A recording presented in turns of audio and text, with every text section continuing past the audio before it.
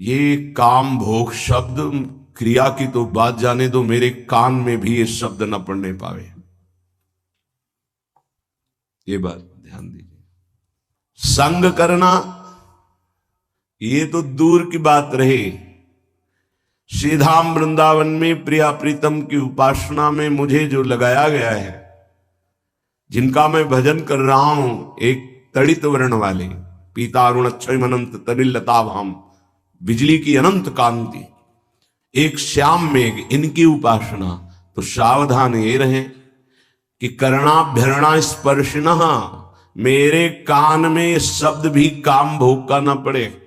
क्रिया और संग मात्रादिहस्ता, संग आदि अन्य चेष्टाएं ये तो दूर की बात रही, मेरे कान में भी काम शब्द न पड़े, क्योंकि सुनने मात्र से ही ये भय उपस्थित कर देता है। कुछ ही दिन की बात है, वो स्मार्ट मोबाइल के कारण उन्होंने अपने शरीर को पूरा कर दिया। साधक थे, उन्होंने सुसाइड नोट में लिखा कि मैं अपने शरीर को इसलिए नष्ट कर रहा हूं क्योंकि इस मोबाइल से मैंने गंदी बातें देखी और वो मेरे मन को बहुत मथित कर रही हैं, मैं जीने की आशा छोड़ चुका हूं। किसी का इसमें कोई दोष नहीं, और अपने शरीर को पूरा किया। हम तो आंतरिक उस वृत्ति को प्रणाम करते हैं जो इस ग्लानि से युक्त हुई, लेकिन उस अज्ञान को नकारते हैं कि ऐसा नहीं होना चाहिए। हमसे गलती हो जाती है, लेकिन हमारा गलती का सुधार का अवसर है, हमारा शरीर का त्यागने का अधिकार नहीं है, क्योंकि आत्महनन गति बहुत दुर्गति होती है। ये कोई निर्णायक फैसला थोड़ी हो गया कि इससे हम मोक्ष पद भी प्राप्त कर लेंगे, परम पद नहीं। बड़ी से भी बड़ी गलती हो गई, हम क्षमा चाहते हैं प्रभु से, समाज से, अपने से भी, और हम आगे बढ़ें, अपने को भी क्षमा करें। गलती हो गई, इस तरह का कोई कदम उठा लेना विवेक नहीं कहलाता। इसलिए महापुरुषों ने जो कहा उसको समझो। करणाभ्यरणा स्पर्शिन स्त्रीति वर्णा दप्युतृष्टा संग मात्रादिहस्ता। एक काम भोग की वार्ता हमारे कान में भी स्पर्श नहीं करनी चाहिए। वैसे जिनको बहुत आवश्यक कार्य है, अगर वो छोटे वाले मोबाइल रखें तो बहुत अच्छा रहेगा, जो स्क्रीन नहीं है जिसमें, क्योंकि ना जानो छिन अंत कवन बुद्धि घटे प्रकाशित, छुट चेतन जो अचेत तेव मुनि भय विश्वासित, कारा सरसुर इंद्र कलप कामिनी मन फंद्या। ऐसा बुद्धि बहुत नीच है, एक कब क्या निर्णय कर दे, भगवान बचावे, इसका कोई भरोसा नहीं। ये सबसे बड़े दगाबाज दो अंदर बैठे हैं, मन और बुद्धि, इन पर कभी विश्वास न करे। बहुत नीच है ये, बहुत नीच है ये। जब तक ये भजन करके भगवत प्राप्ति नहीं कर लेते, तब तक इनका विश्वास करना मानो अपने आप को नष्ट करना है। ना अपने मन पर विश्वास, ना अपनी बुद्धि पर विश्वास। छाती जलती रहती है, हृदय रोता रहता है, परमार्थ का पथिक लड़खड़ा के ऐसे गड्ढे पे गिरता है, उठना मुश्किल होता है। क्या जीवन का नाश कर देना किसी समस्या का समाधान हो सकता है क्या? नहीं। चलने वाला ही गिरता है, लड़ने वाला ही हारता है, इसलिए हारने वाला ही एक दिन विजेता बनता है। देखो, ये संसारी पुरुष नहीं जानते, हाय ऐसा हो गया। आप तो दिन भर रात दिन उसी विषय में पड़े हो। कोई साधक यदि साधन मार्ग में चल रहा है, थोड़ा फिसल गया, थोड़ा चूक हो गई, तो हाय कहने की जरूरत नहीं, उसको ढांढस बंधाने की जरूरत है, धैर्य बंधाने। कोई बात नहीं, आप आगे बढ़े, कुछ नहीं हुआ, ठीक है, सब ठीक हो जाएगा। ये यात्रा है, बहुत भूल भुलैया की यात्रा है, बहुत फिसलन है माया की, इसलिए एक दूसरे को सहयोग करके निकलना है। जब तक भगवत साक्षात्कार न हो जाए, साधक को एकांत कमरे में अकेले नहीं रहना चाहिए, समुदाय में रहना चाहिए। साधु समुदाय, कलौ संघो शक्ति, समुदाय से क्या होता है कि एक दूसरे की नजर है। अच्छा, हमारे अंदर कोई गलती हुई तो हम एक दूसरे साधक से निवेदन कर सकते हैं, वो हमको समझा सकता है। अकेले में जो चिंतन फंसा वो फंस गया, अब वो चिंतन ना निकल पाया। वैसे सबसे प्रार्थना है, हर समस्या का समाधान है, हर पाप का प्रायश्चित है, हर गलती के सुधारने का अवसर है। कोई ऐसी गलती नहीं जिसका सुधार ना हो। कभी किसी से ऐसी गलती हो जाए तो आप अंदर जलिएगा मत, गुरुजनों से शेयर कीजिएगा। जो अपने गुरुजन हैं उनके सामने बात रखिएगा कि मेरे से गलती हो गई। अब अपने मन को खाली कर दीजिएगा। आपसे सही कहते हैं, हमारे प्रभु इतने करुणा में क्षमा करते हैं, अगर वो क्षमा न करे तो भगवत प्राप्ति किसी को ना हो। आप लोग नहीं समझते, किसी की भी जीवनी जो है वो शुक्ल पक्ष की लिखी जाती है। इसीलिए बड़े बड़े महापुरुष जब प्रभु के सामने विनय करते हैं तो मोशम कौन कुटिल खल कामी, जिन मुको तन दियो ताको न भजन कियो, ऐसो नोन हरामी। सूरदास जी महाराज, गोस्वामी तुलसीदास जी, जो मैं अपने अवगुण कहूं, बाढ़ई कथा पार नहीं लाऊं। ए भाई, अंदर की बात है, रो रो के इस मार्ग में विजय प्राप्त की जाती है। सबके हृदय को कोई ऐसा नहीं है, सबके लख बिरले पाए। बिरला कोई साधक पहचान पाता है कि हमारे अंदर ये पाप आ गया, ये दोष आ गया, ये गलती, प्रभु मेरे से गलती हो गई। सच्ची कहते हैं, अगर भगवान क्षमा ना करें तो कोई एक कदम भी परमार्थ पे नहीं चल सकता। निराश होने की जरूरत नहीं, ये नहीं देखना कि वो बहुत आगे बढ़ चुके हैं।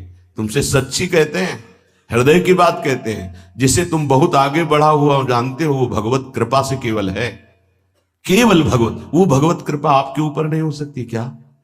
क्या आप महान नहीं बन सकते हैं क्या? महान के अंश हैं, महान के पुत्र हैं, आप भी महान बन सकते हैं। गलती हो गई, त्रुटि हो गई, उसके लिए रास्ता है, प्रायश्चित है, दंड विधान है, क्षमा विधान है, लेकिन शरीर को पूरा कर देना ये कोई विवेक नहीं रहा। कभी किसी उपासक से, किसी के भी मन में कुछ भी ऐसा चल रहा हो कि वो तुम्हें जला रहा है, तुम निकल नहीं पा रहे हो, श्री जी से कहो, गुरुजनों से कहो, निकल जाओगे। अगर विवेक काम करे तो ध्यान ही मत दो उसकी तरफ, निकल जाओगे। ऐसा नहीं कि उसमें डूब जाओ, उसी चिंतन में डूब जाओ। इसीलिए हम कहते हैं, एक एकांत कमरे में रहकर साधना करता है, एक रोज सत्संग करता है, बड़ा अंतर होगा, बड़ा अंतर होगा। सत्संगी कलावान हो जाएगा, क्या युक्ति आ जाएगी बचने की, उसकी किस विकार से, किस भावना से कैसे बचा जाता है। और वो बहुत जरूरी है भजन में। अगर भजन में युक्ति नहीं तो मुक्ति होना बहुत कठिन है। इसलिए साधु संग किया जाता है कि उनके अनुभव, उनकी युक्तियां हमको विचारों से बचा सके। हमारे अंदर विचारों का जाल फेंका जाता है, जो मन बुद्धि है वो विचारों के जाल में हमको फंसाती है, हमें बचना है। थोड़ी सी चूक हमारे पूरे जीवन को नष्ट कर देती है, थोड़ा सा मनोरंजन हमारे जीवन को असमर्थ बना देता है। इसलिए समस्त साधकों से, उपासिकाओं से, सबसे, वो गृहस्थ हो या विरक्त हो, सबसे प्रार्थना है, एक बार हिम्मत करके निकल चलो। एक बार हरि गुरु ऐसे कृपालु हैं कि आप जैसी आकांक्षा करोगे, जो इच्छा करी हो मन माही, हरि प्रसाद कछ दुर्लभ नाही। पर हम इच्छा त्यागने के लिए ही भगवत मार्ग का वर्ण किए हैं। इच्छाओं का शमन करके, दमन करके हम भगवत प्राप्ति करें।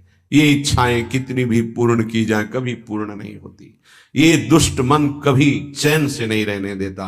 ये हर समय संकल्प विकल्प बनाते हुए सब प्राणियों को अधीन किए हुए है। बड़े भाग्यशाली हैं जो इसकी चाल को पहचान गए और गुरु प्रताप से प्राप्त नाम मंत्र के बल से इसकी चाल को नष्ट कर दिया। श्रीपाद कितनी सावधानी की बात कह रहे हैं, करणाभ्यरणा स्पर्शिणः, मेरे कान में भी ये शब्द नहीं पड़े। हे प्रियालाल, ऐसी कृपा करो कि मेरे कान में भी काम भोग की बातें ना पड़े। और जो मोबाइल में देखेंगे फिर कैसे चल पाएंगे। इसीलिए बहुत विचारणीय विषय है, सावधान। हम हृदय से पीड़ित होकर के कह रहे हैं कि आपके पास यदि वो स्मार्ट मोबाइल है और आपकी क्षमता ऐसी नहीं कि आप अपने मन को रोक सके, तो कृपया आप मोबाइल को चेंज कर लें, बदल लें। आपको आवश्यक है छोटा वाला रख लें, बड़ा वाला पारिवारिक जनों को दे दें या हटा दें। क्योंकि आज हमारी बुद्धि शुद्ध है, कल हमारी बुद्धि कुछ देखना चाहेगी। अगर हम देख लिए तो हमारा मनन बनेगा, मनन बनेगा तो फिर हम असहनीय हो जाएंगे, हम सहन नहीं कर पाएंगे। सहत सहत बाढ़े भगति गृह तन गुरु हितगार। सहन करने वाला भक्ति मार्ग में आगे बढ़ता है और टूट गया तो संसार में रह जाता है। इसलिए प्रायः साधक बहुत सावधान रहते हैं, पर ये असावधानी चूंकि स्वाभाविक सहज में हो जाएगी। हमारे पास रखा है ना मोबाइल, उन्होंने अपने उसमें लिखा कि मैं इस इंटरनेट और इस मोबाइल के कारण ऐसा, तो मुझे इस बात पर बहुत कल से विचार हुआ। मतलब बड़ा एक तो ये दुख हुआ कि ऐसा नहीं होना चाहिए था, उसके लिए समाधान है। हम ऐसा क्यों करें, मोबाइल को यमुना जी में फेंक दें, कसम खाएं, नियम लेके मोबाइल रखेंगे नहीं। हमें लगता है 25-30 वर्ष से मोबाइल की रचना हुई, पहले तो नहीं थी। तो क्या पहले भारत में कोई जीवित नहीं था क्या मोबाइल के बिना? क्या कोई चल नहीं रहा था क्या मोबाइल के बिना? क्या कोई समस्याएं सबको घेर रही थी? हमें लगता है जब से ये बढ़ा तो समस्याएं बढ़ गई। क्या समस्या है? ना हम चैन से विश्राम कर सकते हैं, ना हम कहीं अपने हृदय को प्रभु की तरफ लगा सकते हैं। जहां एकांत हुआ उसी में लग गए, वो रील देख रहे हैं, गेम देख रहे हैं, सीरियल, जब तो पूरा सब उसी में संसार भरा हुआ है। बहुत सावधान। अपने नेत्रेंद्रिय, अपने श्रवणेंद्रिय, वाकेंद्रिय, तीन साधना पे बहुत जोर विघ्न डालती हैं या सहयोग करती हैं। नेत्रेंद्रिय देखना, श्रवणेंद्रिय सुनना और वाकेंद्रिय बोलना, इन तीन का बहुत बड़ा योगदान है। श्रवण, कथन, दर्शन, ये अगर सही है तो साधना बढ़ जाएगी और दूषित है तो साधना नष्ट हो जाएगी। स्वाभाविक आप समझना, अगर हमारे पास विषय सामग्री है तो हम लाख कोशिश करें मन को नहीं रोक सकते, वो विषय सामग्री में गिर ही जाएगा। नहीं नहीं नहीं नहीं हो गए, पक्का समझ लीजिए। मोबाइल में पूरे विश्व का विषय भरा हुआ है। अगर आप उसका सदुपयोग करें तो सत्संग भी है बड़े बड़े महापुरुषों के, लेकिन सदुपयोग करने की लालसा कम, दुरुपयोग करने की लालसा ज्यादा हमारे अंदर भरी हुई है। तो हमसे ऐसी चूक ना हो। अगर ऐसी चूक हो भी जाए तो आप निराश मत होना, प्रार्थना है आपसे, कुछ नहीं बिगड़ेगा। अगर अंतिम बन गया तो सब बन गया, आपको निराश नहीं होना है। आपको किसी महापुरुष से तत्काल निवेदन करना है, अपनी बात रखनी है, आनंदित हो जाओगे, कुछ नहीं बिगड़ा। अरे घोर वैश्यागामी, घोर पापाचारी को भगवत प्राप्ति हो सकती है, तो ये ऐसी कोई बात दिमाग में न लावे। भगवान के वचन है, अपिचेत सुदुराचारो भजते माम अनन्य भाग साधुरिव समंतव्या सम्यक व्यवसिता। ऐसा सुदुराचारी माने सांगोपांग दुराचार करने वाला। हे, शरीर को नष्ट कर देना ये कोई विवेक नहीं है, कोरी मूर्खता है। बहुत दुर्लभ मानव देह मिला है। अगर हमसे गलती हो जाती है तो हमारे प्रभु बहुत करुणामय है, वो क्षमा कर देंगे। लेकिन ये गलती, ये तो हमारे लिए क्षमा की कोई स्थान ही नहीं रह गया, कोई प्रार्थना ही नहीं रह गई। बिल्कुल कभी कोई निराश ना हो, किसी भी विषय में फंसा हो, किसी भी दोष में फंसा हो, किसी भी नाना प्रकार के प्रापंचिक प्रवृत्तियों में फंसा हो, घबराना नहीं, निराश मत होना। एक मार्ग है, अभी अवसर है, आप भगवत प्राप्ति कर सकते हैं, बिल्कुल प्रसन्न हो जाना। अगर आपको ऐसा कहीं आसपास कोई संत महात्मा, तो उनके समीप जाना, जो सुलझे हुए हों उनसे अपनी बात कहना, वो आपको संभाल लेंगे। या ऐसा ना हो तो प्रभु के श्री विग्रह के सामने रोना, वो संभाल लेंगे पक्का।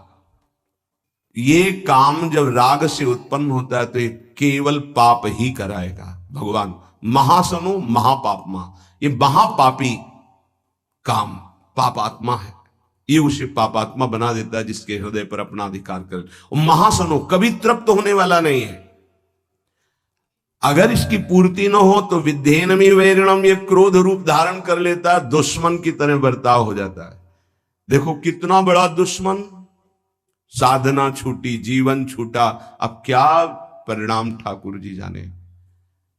ये महान दुश्मन कामेश क्रोधेश रजोगुण समुद्भवा, इसकी व्याख्या पीछे हो चुकी है। उपासक की पहली दशा में जैसे अग्नि के ऊपर धुआं छा जाए, ऐसे जब काम जागृत होता है तो उसको पता है कि गलत है, नहीं करना चाहिए, पर वो धुआं जैसे फूंक लगे तो अग्नि प्रज्वलित हो जाए, ऐसे ही अगर पहली अवस्था में विवेक काम कर गया तो बचा ले जाएगा अपने को। दूसरी अवस्था आती है, शीशे पे जैसे मल का लेप हो जाए तो अपना प्रतिबिंब नहीं दिखाई देता, ऐसे उसको ये समझ में ही नहीं आता कि मुझे ये नहीं करना चाहिए। बार बार राग कहेगा इसमें सुख है, सुख है, अगर वो कोशिश करे तो हट सकता है, तीसरे में नहीं। तीसरा है जैसे जेर से ढका हुआ गर्भ, निर्णय करने की शक्ति ही खत्म हो जाती है। आवृतम ज्ञानमेतेनो ज्ञानिनो नित्य वैरिणा काम रूपेण कौन्ते दुष्पूरेणा नलेन च। हे कुंती नंदन, ये अग्नि के समान कभी तृप्त ना होने वाला काम ये ज्ञानियों का नित्य दुश्मन है, ये नित्य बैरी है, ये ज्ञान को ढक करके नष्ट कर देता है पक्का।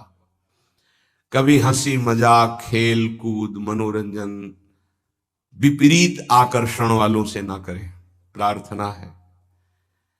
हंसी हंसी में खेल खेल में ऐसी गलती हो जाती है कि फिर मन जलता रहता है, फिर मन अधीन हो जाता है। जो हमको चिंतन करके भगवदानंद में डूबना था वो विषयानंद का चिंतन हो जाता है। कह रहे आवृतम ज्ञान में तेन, ये ज्ञान को ढक लेता है। ज्ञानिनो नित्य वैरिणा, ये ज्ञानियों का भी नित्य वैरी है। ये दुष्पूरेणा, ये कभी पूरित नहीं होता, चाहे जितना इसको भोग देते रहो। अनलेन च, जैसे अग्नि घी डालते रहो, कभी शांत नहीं होती। अब पता चल गया कि बैरी कौन है, बोले काम तो रहता कहां है। अगर किसी को दुश्मन का पता चल जाए ठिकाना रहने का तो आक्रमण किया जा सकता है। तो दुश्मन पता चला, ज्ञानियों का नित्य बैरी काम।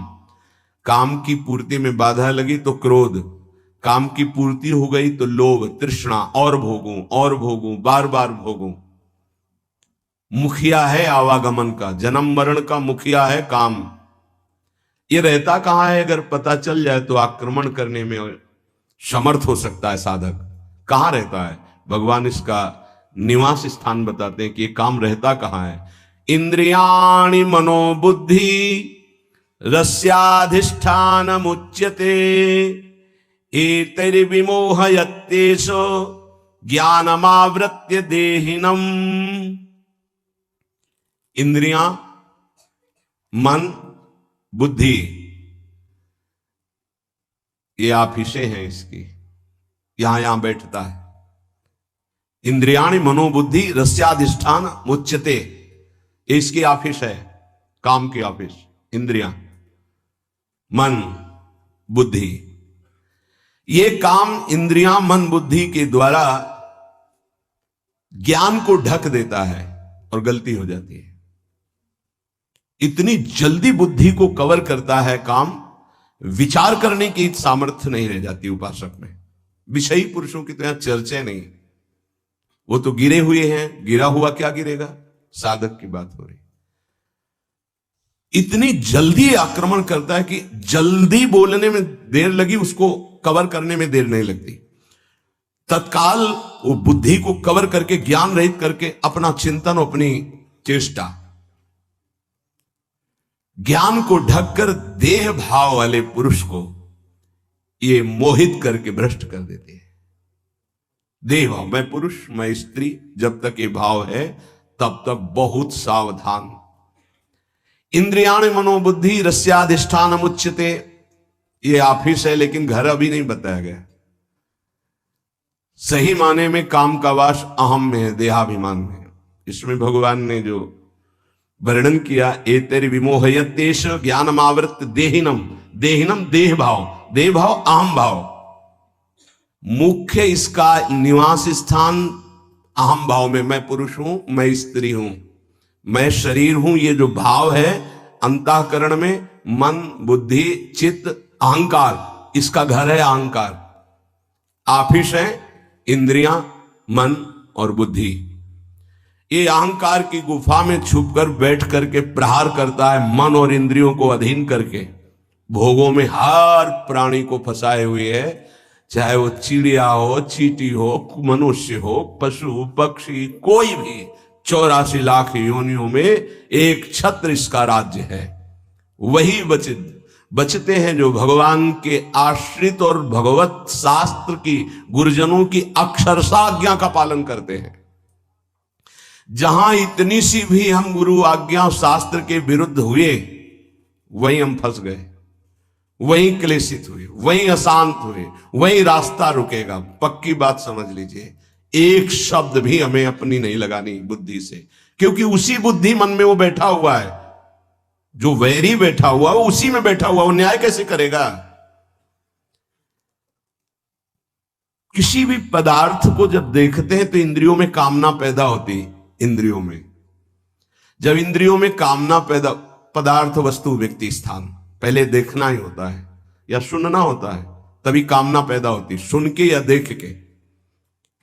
इंद्रियों में कामना पैदा होती है, इंद्रियां तत्काल मन को अधीन करती है, तो मन वो अपनी कामना में युक्त हो जाता है, जो इंद्रिय कामना की। और मन ने बुद्धि को इतनी जल्दी पकड़ में लिया कि उसको विचार करने का अवसर न मिले, और देहाभिमानी जीव ये मान बैठा कि मैं भोगता हूं, मैं भोगूंगा, मैं देखूंगा, मैं सूंघूंगा, मैं छूंगा, मैं खाऊंगा। मरा। यह है बार बार हमको मारा जा रहा है, बार बार हमको परास्त किया जा रहा है, और हम खुशी होते हैं कि हम भोगता हैं, बहुत भोग रहे हैं। पदार्थों में, विषयों में, इंद्रियों में, मन में, बुद्धि में काम की ऑफिस माने गए, लेकिन इसके रहने का स्थान अहम है, अहंकार, अहम। ये दिखता है इन स्थानों पे, पर छुप के रहता है अहंकार में, अंतःकरण धर्म में जो अहंकार है, बुद्धि, मन, चित्त, अहंकार, उस अहंकार में रहता है। समस्त क्रियाएं शरीर, इंद्रियां, मन और बुद्धि से होती हैं। ये चारों कर्म करने के साधन है। इनमें काम दिखाई देता है पर रहता अहम में है, इसीलिए मारना बड़ा मुश्किल हो जाता है। ध्यान दीजिए, हम इंद्रियों को, मन को, बुद्धि को तभी पवित्र रख सकते हैं जब हमारा अहम परिवर्तन हो। बड़ा खेल टेढ़ा है। देह भाव जब तक है तब तक काम उसमें बैठा हुआ है, और हमारे अहम में ही बैठा हुआ छुपा, इसीलिए हम मार नहीं सकते। जब हम हटे तब घर में दिखाई देगा कि अहम के घर में काम बैठा है। हटे कहां? कि शाम को जब प्रभु के चरणों में, गुरुदेव के चरणों में दिया। बहुत नीच है मन, बहुत नीच है। एक नहीं सुनता शास्त्र की बात, गुरु की बात, मनमानी कर बैठता है, फिर पश्चाताप करता है, फिर जलता रहता है, फिर रोता रहता है, फिर अवसर आता है, फिर वही करता है, बार बार क्यों कर पा। और वो सोचता है किसको मारूं, भोजन न पाऊं, पानी न पीऊं, अपने को पीटूं, क्या करूं। ये साधक की बातें हैं। क्या करूं? अब वो सुरक्षित बैठा है, आसन लगाए अहम में। अब आप बाहरी है, दंड देते रहो, पानी न दो, भोजन न दो, आप मानो कुछ नहीं होना उसको।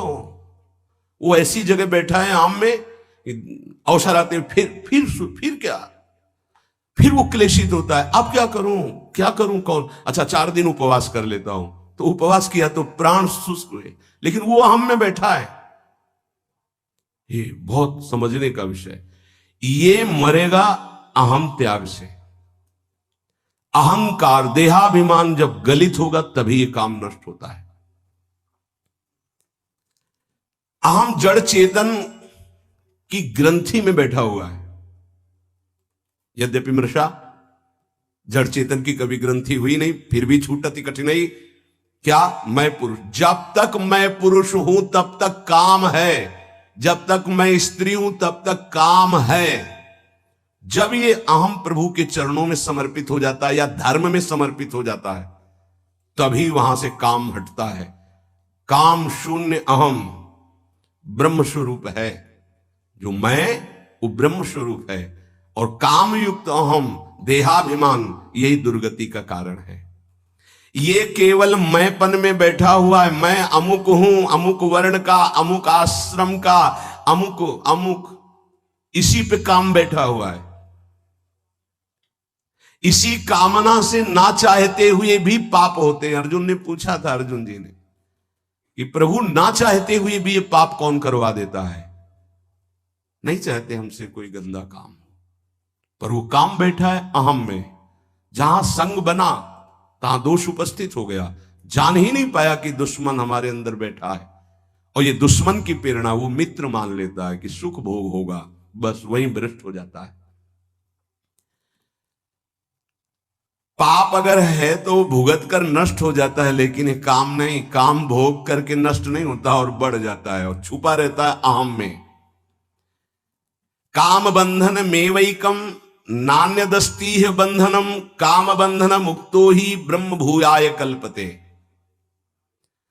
जगत में बंधन है तो एकमात्र काम का बंधन है। अगर कोई सृष्टि में परेशान है तो एक बात से परेशान है, काम। देख लो, रुपया, पैसा, खान पान सब इसी की पूर्ति के लिए है। काम, कामना, वासना, बंधन एकमात्र इसी काम का, दूसरा कोई बंधन नहीं है। काम बंधन में वैकम नान्यदस्ती बंधनम, काम बंधन मुक्तो ही ब्रह्म भूयाय कल्पते। जैसा अभी वर्णन किया कि जहां देह भाव में जो काम बैठा है हटा, तो जो मैं है वो शुद्ध ब्रह्म है। ब्रह्म भूयाय कल्प, तत्काल वो अपने ब्रह्म स्वरूप को प्राप्त हो गया। इसीलिए कहा गया है कि जाहि न चाही कबहु कछु, तुम सन सहज सने बसौ निरंतर तासुर सुराउर निजगे।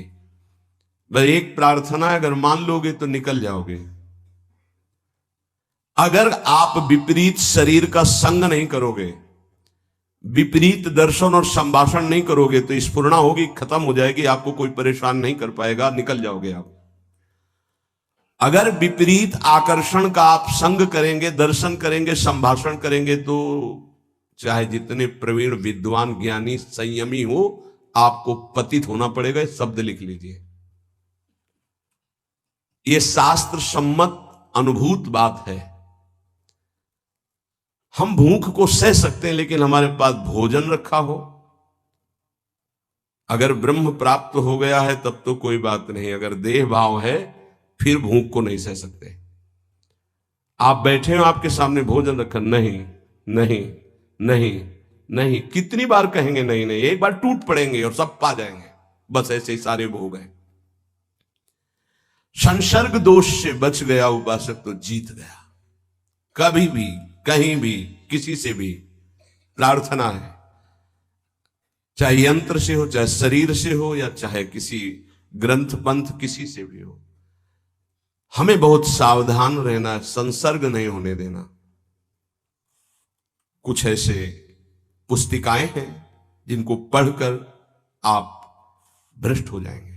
कुछ ऐसे दृश्य हैं, कुछ ऐसे व्यक्ति हैं, कुछ ऐसे संसर्ग है, बहुत सावधान। काम बंधन में वैकम, साधक का एक ही भारी दुश्मन है, इसी से सब परास्त हो जाएंगे। भगवान ने कहा है, ज्ञानिनो नित्य वैरिणा, ये काम। यहां काम बंधन में वैकम, पूरे जीवन यही अपने अधीन किए रहता सबको, पूरे जीवन भर, चाहे वो शरीर वृद्ध हो जाए, वो अधीन किए रहता है। नान्यदस्ती ही बंधनम, कोई और दूसरा बंधन नहीं है। काम बंधन मुक्तो ही तो ब्रह्म भूयाय कल्पते, वही ब्रह्म बोध हो जाता है जो मैं काम रहित हो जाता है, मैं जिसका काम रहित। एतरि विमोह यतेषु ज्ञानम आवृत्ति देहिनम, ये काम प्रमाद स्थिति में ज्यादा बढ़ता है।